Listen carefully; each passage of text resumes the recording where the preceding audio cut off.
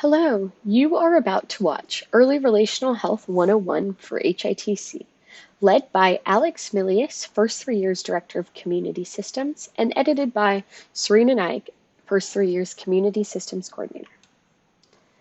I'm here to give you a little bit of context before we get started. First 3 years serves as a backbone organization or support organization of a community-based coalition named the Houston Infant Toddler Coalition, also known as HITC to our close friends. In 2023, the HITC works on a public awareness campaign celebrating parents through an early relational lens.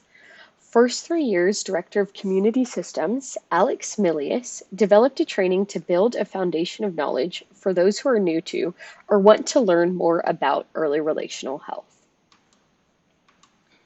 If you'd like to learn more or join this effort, email Serena Naik, snaik@first3yearstexas.org, or join the HITC Slack channel. Again, if you would like to be a part of our public awareness campaign development, feel free to email Serena Naik or scan this QR code and join our Slack channel. Thank you and enjoy. Good morning, everybody. My name is Alex Mylius. I'm the Director of Community Systems for First 3 years. This presentation is going to serve as our Early Relational Health 101, so that we have this opportunity to kind of level set, all understand what we're talking about when we're talking about early relational health. It's really going to help us, I think, as we move forward in our awareness work group in planning and executing the awareness campaign, where we're really seeking to celebrate parents. I just love this picture that I've used for the first slide of this presentation. And just stare at that for a few seconds and get ourselves a little serotonin hit this morning. I'm going to go ahead and move to the first slide. This has a quote on it from Yuri Bronfenbrenner. And I do want folks to take a second to look at this quote and then kind of reflect on what it means to you. You know, when you read this quote, if you've seen it before, maybe if this is your first time reading it, what kind of feelings does it conjure up for you? I'll go ahead and read it. In order to develop normally, a child requires progressively more complex joint activity with one or more adults who have an irrational emotional relationship with the child. Somebody's got to be crazy about that kid. That's number one, first, last, and always. I know for me, I first read this quote in a textbook in my graduate program in child development, which, you know, for folks, if you have a degree in child development, that's probably where you heard it first too, was probably somewhere in a textbook. And I just loved it because I love this sense of irrational emotional relationship. I think it so perfectly encompasses what it is like, especially as a parent. The things that we do and the lengths that we go to protect and nurture our children from the outside do seem irrational, right? So it has always resonated with me. And Serena and I talk about this quote all the time. We both love it. So yeah, I would love to hear your thoughts on this quote.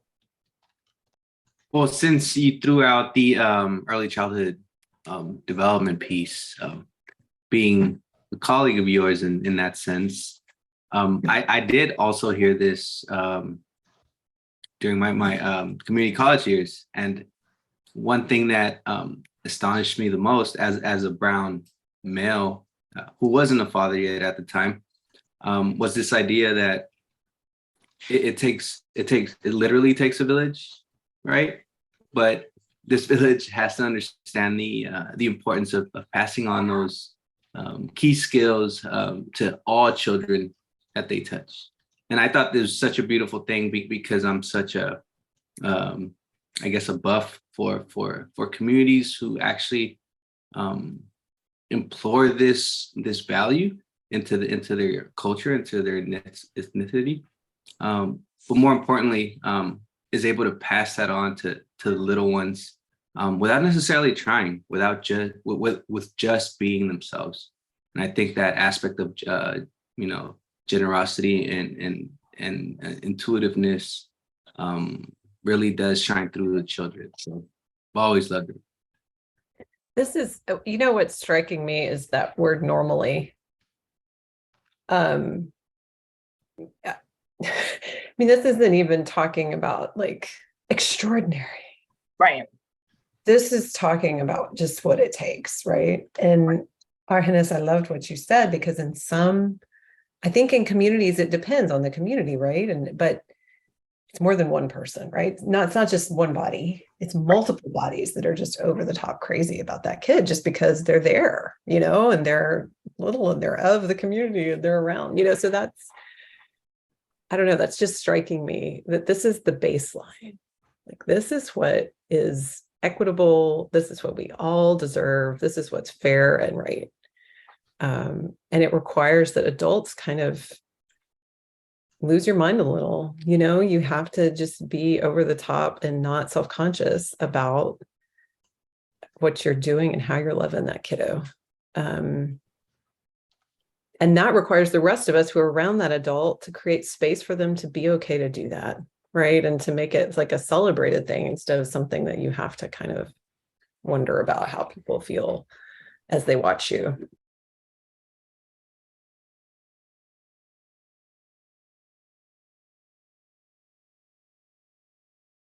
Ray Bronfenbrenner, for those of y'all that don't know, is he's long since passed, but he is the person that came up with the idea of the ecological system in which we develop and are all embedded, and was one of the architects of the Head Start program.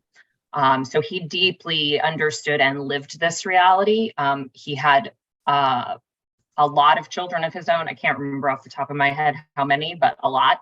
And as things were back in those days, a lot of researchers looked at their own children and looked at, kind of the relationships of the adults around them. And I can't help but think that's probably where part of this quote came from, was his own experience in parenting. But yeah, I do think I've never really keyed on that word normally. And you're totally right, Katie. It's a really kind of critical piece of this quote. That this is baseline. This is the bare minimum expectation, and then what does it require from community, from all of us, from all of the systems that we're embedded, all the way up to that policy level? What does it take to create space and opportunity for adult caregivers to have this irrational emotional relationship?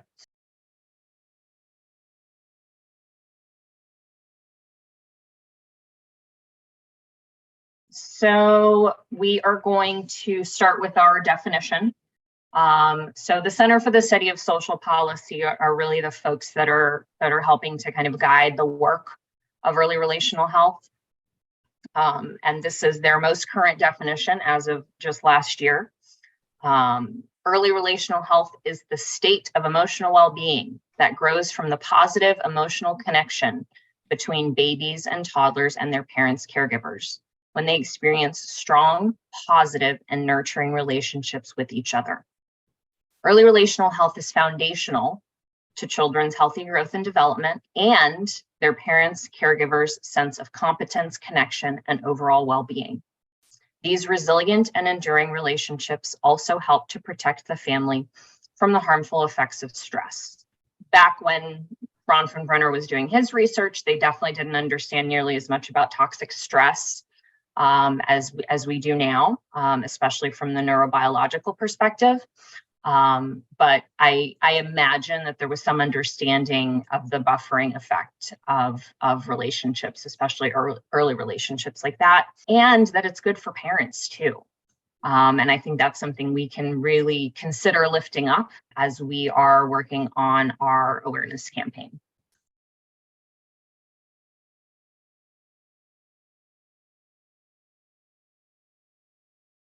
Another couple of pieces to level set with.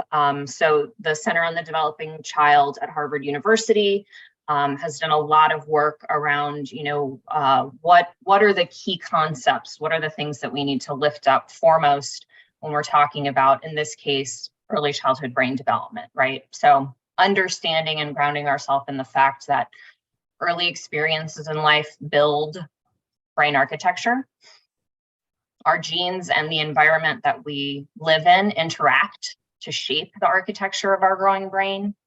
Our cognitive, emotional, and social capacities are all intertwined. They're not kind of distinct things that happen independently. Children develop in an environment of relationships, right? So all the relationships around them, even the ones that they might not directly see on a day-to-day basis, have an impact on their development. Toxic stress and adverse experiences can derail healthy child development. We know this from the biology, from the neuroscience, and obviously from the adverse childhood experiences study. Brain plasticity and the ability to change behaviors decrease over time.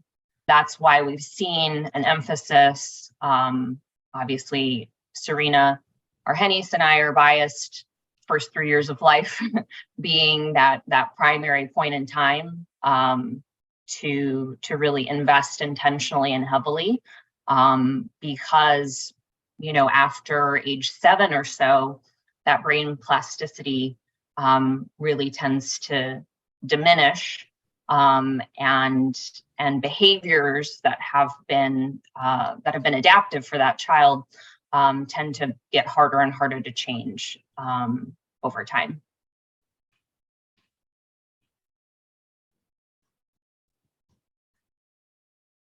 The other thing I really want to lift up when we're talking about, and this is also work that was done by the Harvard Center on the Developing Child, there is a tremendous amount of resources and really rich information related to these 3 principles. So I definitely encourage you, if this is something that you find interesting, to go and take a look at it.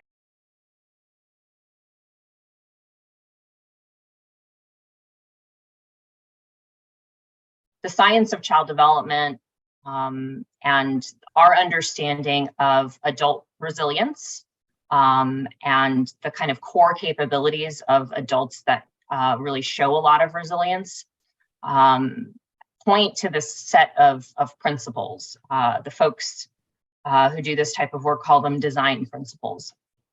So after looking at the entire breadth of research and understanding from neuroscience to kind of more traditional child development, what are the things that we know we need to do?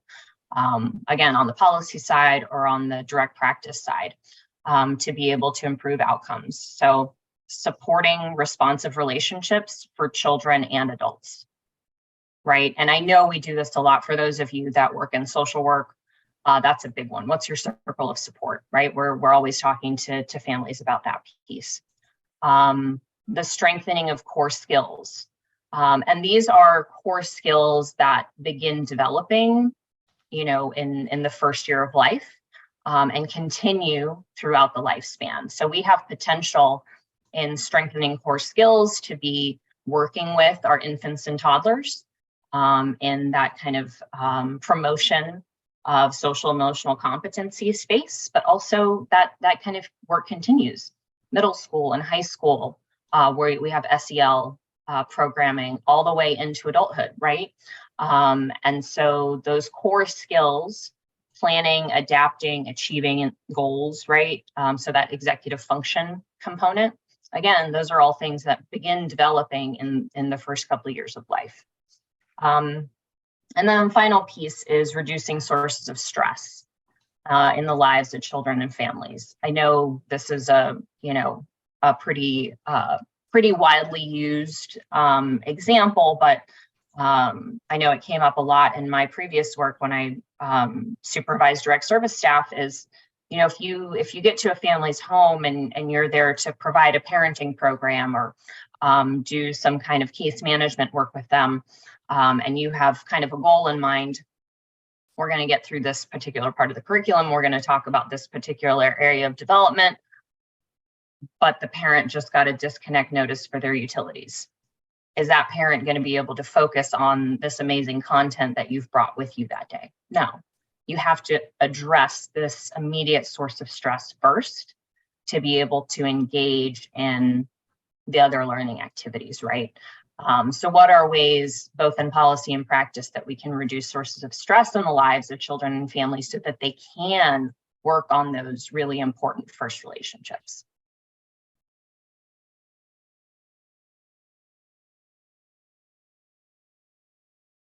The idea of early relational health does present kind of a paradigm shift in our field. The field, kind of the traditional name and context for this work was in infant and early childhood mental health work.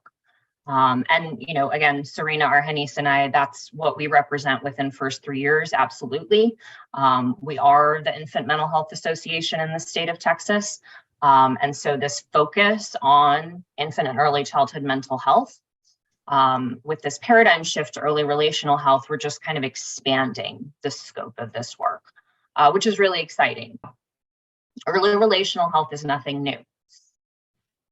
It's an expanding of focus and a merging together of multiple fields. So again, neurodevelopment, public health, pediatrics, child development, and obviously infant and early childhood mental health, which is, you know, those social emotional competencies that I was talking about earlier. So a few important things to remember about early relational health.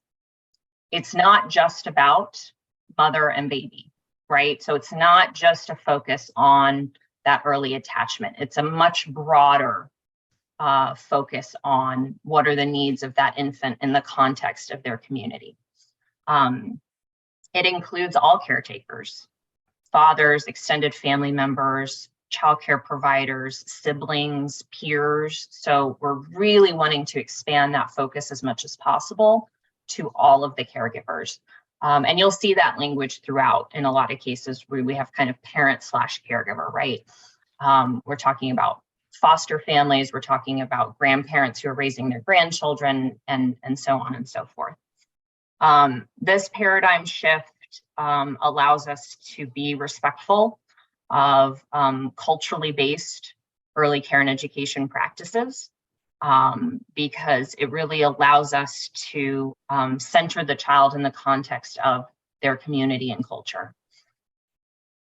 It's not just about parenting, it's really about early family relationship building, right? So again, however we're defining that family, that's how we're going to be situating that child in that environment of relationships. Early relational health is strengths-based. It's not about finding another thing that parents can fail at. It is, you know, about really lifting up all of the amazing things that parents do every day in building relationships with their infants and toddlers. And we know what those things are. We know what they look like. But to name them for families is incredibly important because they might not realize that that's what they're doing in those moments, right? Early relational health is compatible with this body of research and the concept of brief, high quality moments of relational interactions, especially in early care and education setting, right? Where the ratios often make it hard for the professional to be able to be there constantly and consistent, or not consistently, but constantly with that infant or toddler.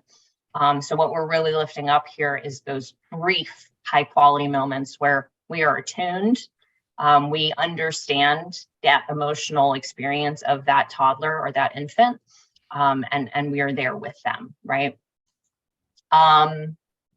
The great thing about early relational health too, is that it really expands who's at the table when we're talking about these concepts. It's easy to apply the ideas behind early relational health across policy, in the context of the communities, sharing information with professionals, and how we speak to parents and caregivers about early relational health. And kind of reflecting on this paradigm shift, what came up for me was this idea that, there is still such a stigma around mental health and what that means. And so in part, shifting the language from infant early childhood mental health to early relational health really helps to kind of reframe what this is all about. And it is all about early relationships.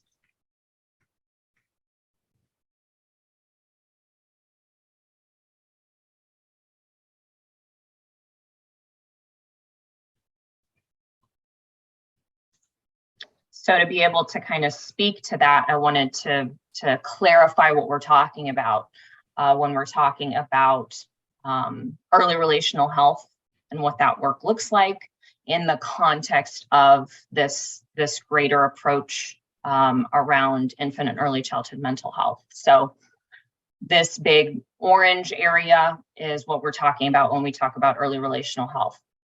It's promotion services. So those opportunities for parents to engage. I think of the events that we host, like Baby Day, is definitely a relational health promotion activity. And our awareness campaign, right? It's going to be really focused on promoting that relational health. There are prevention activities. There is capacity for surveillance, screening, monitoring, kind of whatever you want to call it, related to relational health as well, especially in the context of pediatrics. That's a big place where some of that is happening. And then we start to get more onto the infant and early childhood mental health space, where we are still talking about prevention. That includes all of the things I just mentioned about relational health, but there's also assessment, diagnosis, consultation, professional competencies, like the infant mental health endorsement that our organization provides to professionals in Texas. So that's more, it's a little more niche than what I was talking about with relational health. Specialized interventions, that's the treatment side, right? So that's going to be kind of the smallest area. This is just a list of some interventions that are provided when we're talking about that specialized treatment for disrupted infant early childhood mental health, right? And so you can see at the bottom too, right? We go from a very universal approach with relational health, especially on promotion activities, all the way down to very, very targeted and specific, where we're talking about that dyad in a lot of cases, parent-child, foster parent-child, right? And those direct interventions typically being provided by, a clinical professional.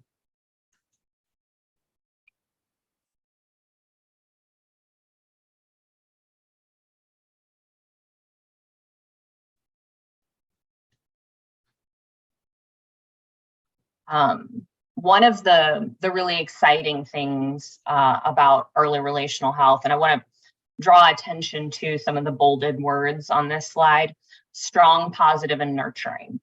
That's language from the frameworks folks, right? About how to talk about the relationships that we want to see when we're talking about early relational health. So these relationships require both strong, positive, nurturing relationships, but also strong, positive, nurturing environments, because relationships happen in the context of an environment. So for the family, but also within the context of their kind of social circles and their overall community, right? So we do have this kind of multi-tiered approach, this two-tiered approach. We have this 2-generation and attachment-based direct service programming that we want to lift up as part of a multi-tiered solution. Universality is also a goal for sure, that every child and every family has access to programming that is 2-gen and attachment-based. And then in the context of community, that community resilience is being supported, and that we have an understanding of the social, economic, racial, and cultural context in which families live. So again, looking at kind of that multi-tiered approach.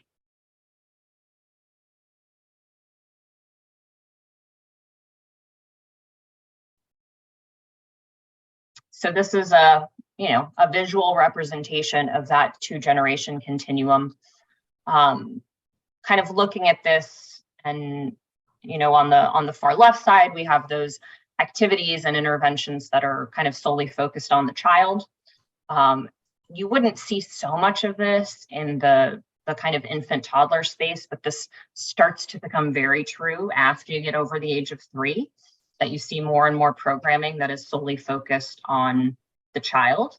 And then programming on the other end of the continuum that's solely focused on the parent or the adult in the relationship, right? Some kind of intervention or support just for that adult caregiver. The goal being, right, that we are promoting activities that are a yes and, right? So that middle, where we're talking about the whole family, that we have activities within the context of programming that bring together the child and the family together, right? And of course, in our case, meet their basic needs, reduce those sources of stress, like we talked about earlier, have some element of skill building, possibly, but really work on creating space and opportunity for early relationships. And so that's kind of the ideal scenario, right, when we're talking about programming. And again, to take it back to our quote, Bronfenbrenner, part of what he brought to the Head Start model was the absolute necessity of having parents engaged in the work. So again, this was not the legacy of Head Start, and why it's lasted so long is, I think, in part because of that original intent and design, right? That it wasn't just about taking low-income children living in poverty, out of that poverty and plopping them into some kind of other setting where they could kind of learn and grow and have their basic needs met. But it was really about going to the family and working with the family. And to this day, there are still, expectations for families who have their children enrolled in Head Start to be engaged in a variety of different ways with the Head Start program. So yeah, that's a good example in my mind, right, of what a 2-gen program can look like. So in thinking about our desire to build an awareness campaign, how can we maximize on this? What would it look like potentially to have an awareness campaign that really focuses on the whole family, as opposed to something that's maybe just focused on parents, but kind of brings it all together and really shares that messaging? What do you think that would look like?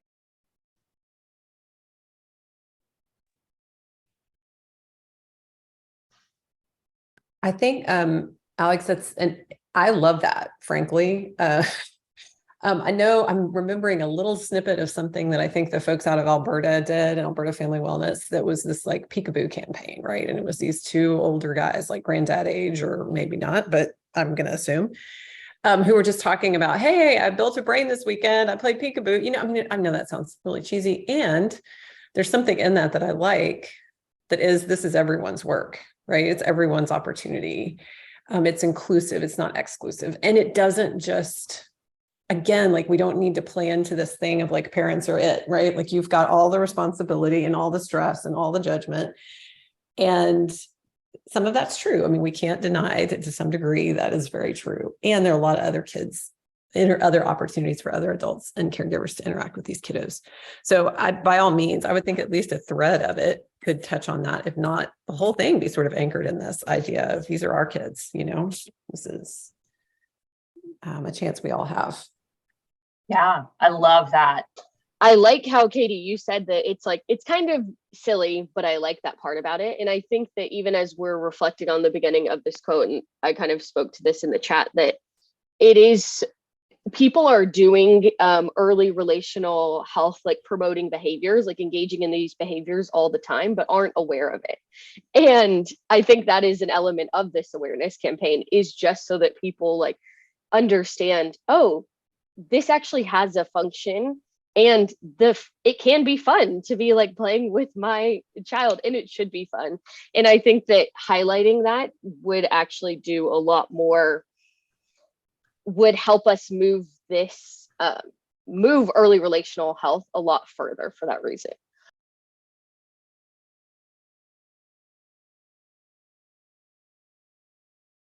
Fellas, have a good weekend. Fix my tractor's water pump with baling wire and chewing gum. That's how you do it. I reeled in a trophy fish. Taught that fish a lesson. Well, I built my granddaughter's brain. I reinforced positive neural pathways and built a foundation for good emotional, social, and cognitive function. How do I build a brain? Peekaboo works good.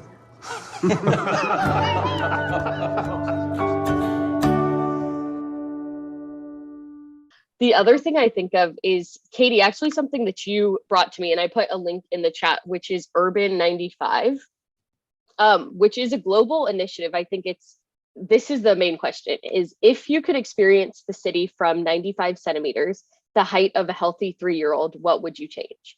And so I like that even like in this physical space, there's something where it's like physically bringing it down to the level of infants and toddlers. And I think that even in like the language they speak, the way that they communicate with us is different than the way that we communicate with other adults and parents.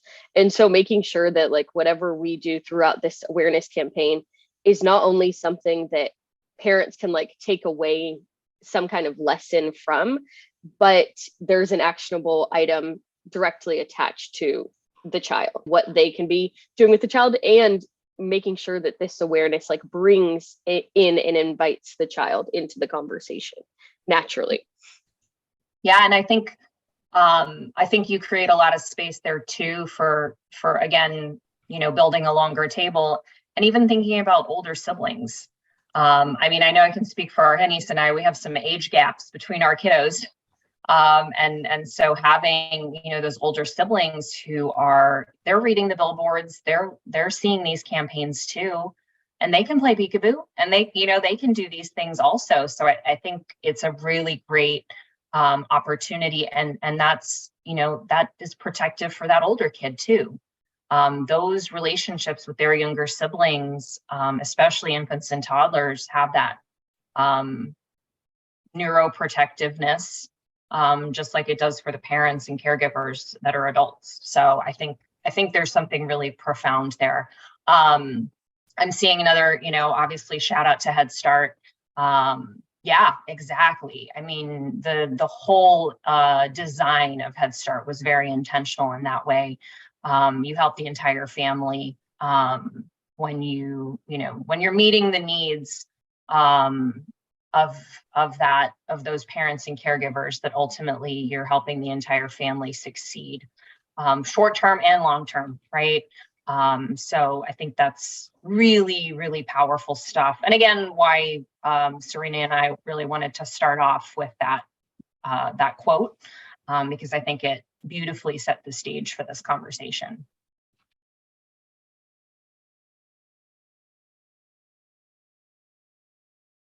So tell me, what biological aspects of attachment are you aware of? And these are things that maybe you learned about in school. These are maybe things that you've heard about on the news or in popular culture about exactly what's happening during attachment, whether those things are related to the brain or hormones or anything else. I go straight into the experiment they had with the monkey, I believe, and it was around warmth, right? I distinctly remember this idea of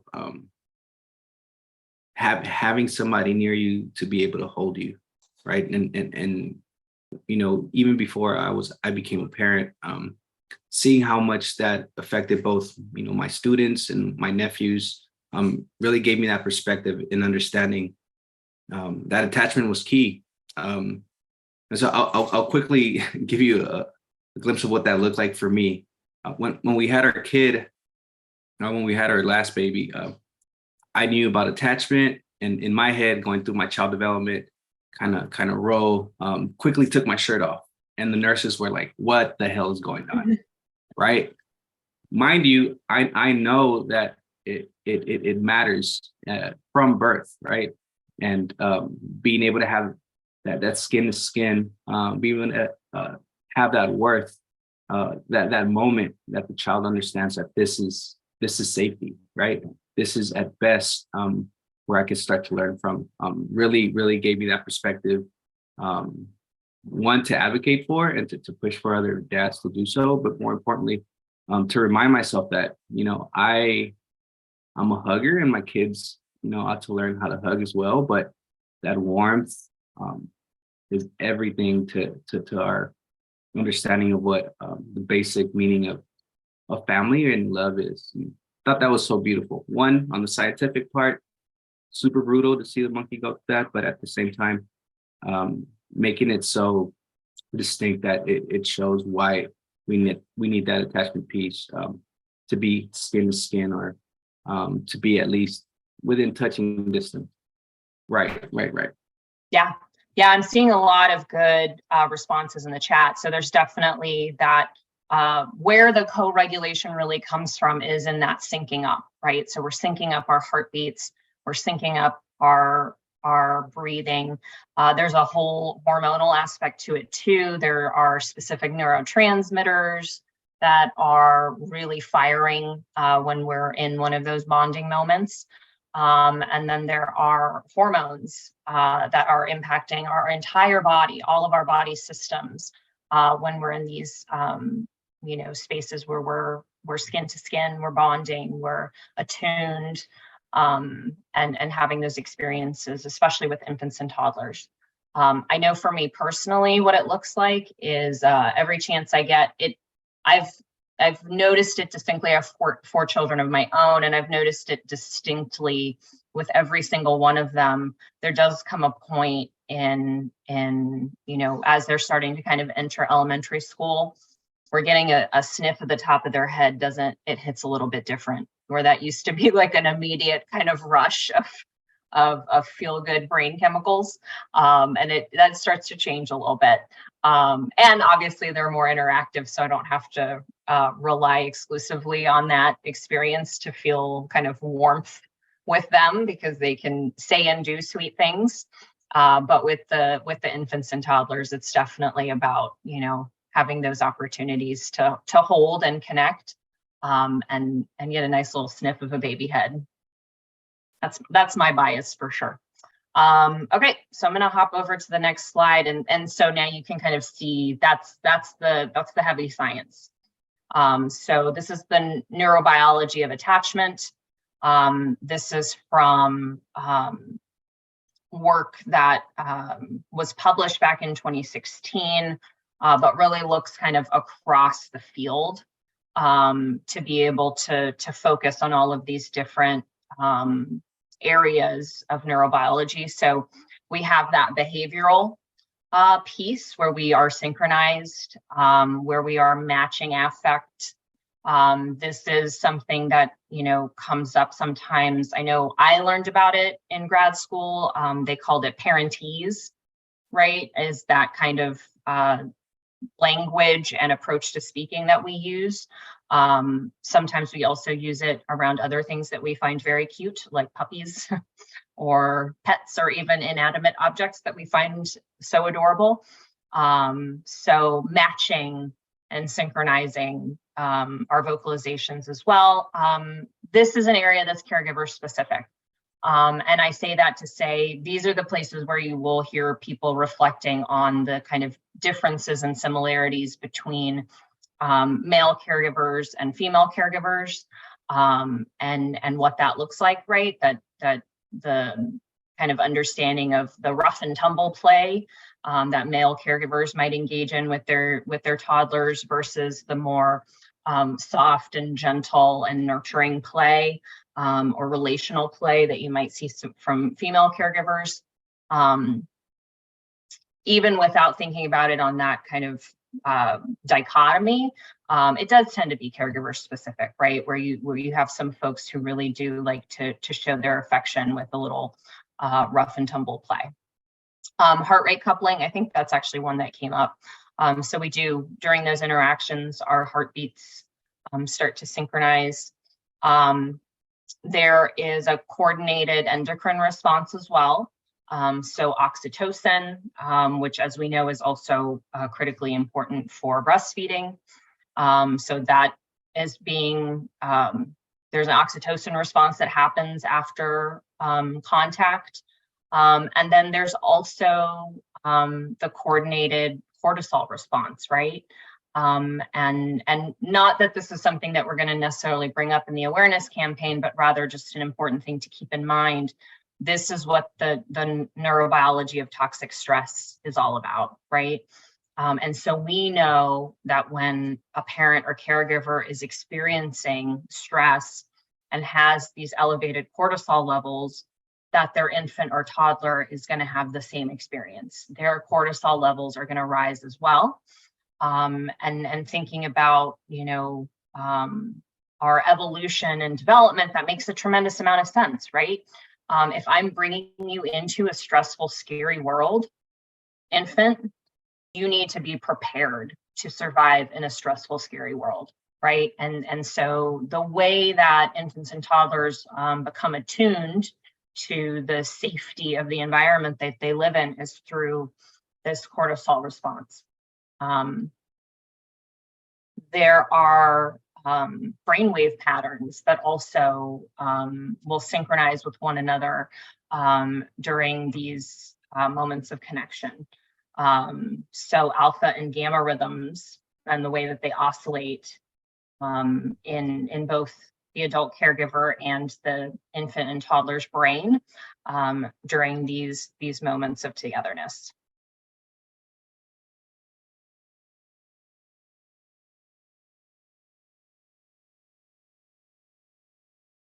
So the other piece of the multi-tiered solution that is this emphasis on early relational health is about community resilience, right? And so clearly, HITC and our other project down in Baytown, Babies in Baytown, are both efforts to bring together these different systems, right? And to really engage in this early childhood systems building work that is focused on place, right? So in the case of HITC, we're talking about Houston. Babies in Baytown is focused on the Baytown community. I've also continued to be a part of a collaborative in San Marcos, which focuses on our two counties, Hayes and Caldwell. So there is an emphasis on place so that we can bring together these different stakeholder groups. In this particular example, just the first few that popped into my head, but this can be a really long list. When you start thinking about early relational health and everything that's included, we're talking about employers, right? We're talking about, policy level. We're talking about government systems. We're talking about everything when we're talking about early relational health. So the few that, were front of mind for me: workforce, our early care and education sector, our family support systems, our health sector, which includes, pediatrics, OBGYNs, et cetera, and then housing, and the safety and availability of housing. In the battle days of the work, there wasn't a ton of opportunity for all of these different sectors to really connect. And so you might have amazing work happening, kind of isolated in one sector. And as we've kind of learned more about systems level work and about what's needed to ensure that a community is able to respond to the needs of young children and their families and has this resilience built into it, we started to see more alignment across systems, where programs would begin to talk to one another and kind of share what they do so that they could align services and not necessarily duplicate or overlap. And then, the kind of ultimate goal in this new way of thinking about this work across early childhood systems is a collective impact, which is exactly what what projects like HITC and Babies in Baytown are working on, is using the tenets of collective impact to bring together all of these cross-sector partners and work together on achieving a certain goal.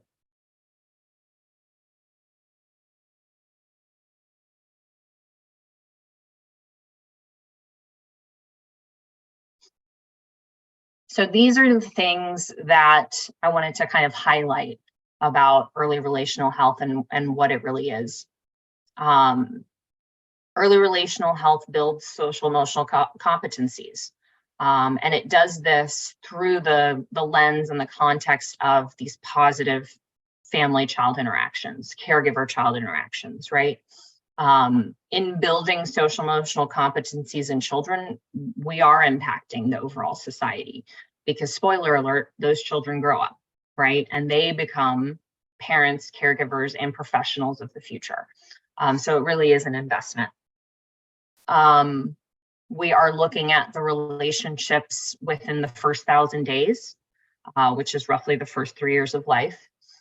Early relational health isn't about one type of intervention or one program.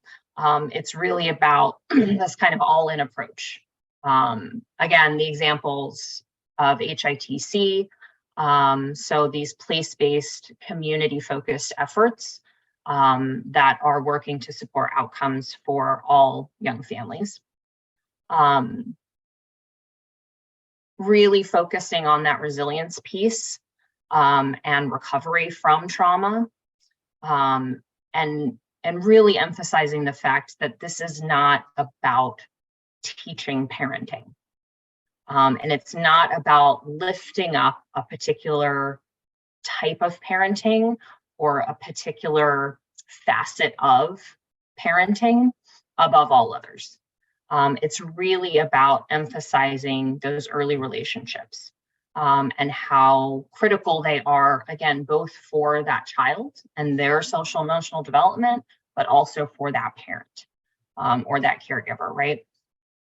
At our last awareness work group meeting, Katie, brought up this idea of democratizing information on early brain development and early brain building. How do we think, either this awareness campaign or just our general information that we've now been able to dive into around early relational health, what does that look like to y'all? Because again, Serena and I were kind of reflecting on that and thinking that, yeah, this is a really critical component of early relational health, is democratizing information. What stands out to me is what you touched on a couple of slides ago about the universal approach. And I think that because this is something that everyone can have a hand in, even if you're seeing a baby at the grocery store and you can improve the interaction that you're having with them from afar, I think that's an incredible approach to take in the circumstance that you never know if you're going to know someone who's going to have a child. And you never know if you are the person who should be paying attention to these things. And so as we try and look at this from a broader approach, from the approach of, I think that everyone deserves to know this because we were all babies once and now we are adults, is really what stands out to me. I think there's so much potential here too, because, I shared the slide with all of that, really kind of intensive science behind all of this work, but that's not how we frame it. That's not how we talk about it. We're really talking about it in terms of, relationships and things that we do every day without even thinking about it when we're interacting with infants and toddlers, right? And so that to me is really where the democratizing of information lives, is that it has that universal approach like Serena mentioned, but it's also being shared in a way that is approachable and provides some direction, right? So I'm thinking that this peekaboo campaign That one's really exciting to me, just because it's like, oh, that's something you can do. And did you know that when you do that thing, you're actually building a brain, right? That really simple, brief interaction is really, doing so much more than you think it is in that moment.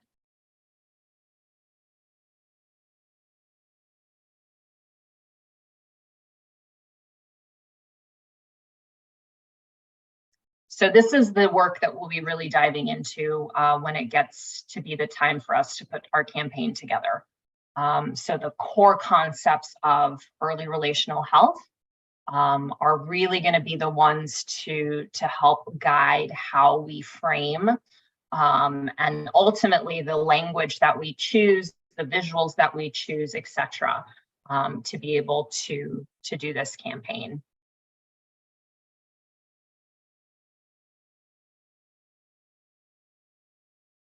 Some contact information for you. Thank you so much for joining us.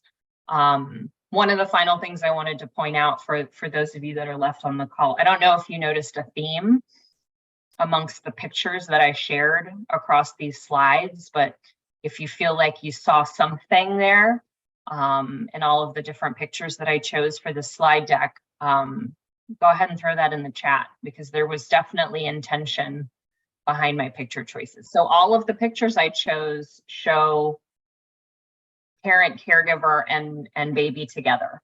And I wanted to find pictures where you could see the joy and the excitement on the face of the caregiver too. And so this one, again, this is why it's on the first page, because you can see the joy in this. I'm gonna assume it's dad. We'll call him dad. You see the joy and the excitement on this dad's face, and you see it matched with the sweet little baby. They're making eye contact. There's touch, right? He's got his hands on her little belly. I mean, the whole thing is a really great example of some of the things that we look for when we're talking about an interaction that is really inspired by early relational health tenets. And so again, that's where all the pictures came from, was wanting to find those moments of connection and joy for both the infant toddler and for the adult caregiver in the picture.